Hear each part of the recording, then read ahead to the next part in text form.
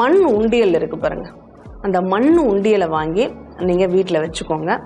அந்த எங்கே வைக்கணும் அப்படின்னா உங்கள் வீட்டினுடைய தென்மேற்கு திசையில் அந்த மண் உண்டியலை வச்சு அதில் தினம் உங்களுக்கு வருமானம் வருது வரல, தினம் ₹1 அந்த உண்டியலில் நீங்கள் போட்டுக்கிட்டே வரணும்.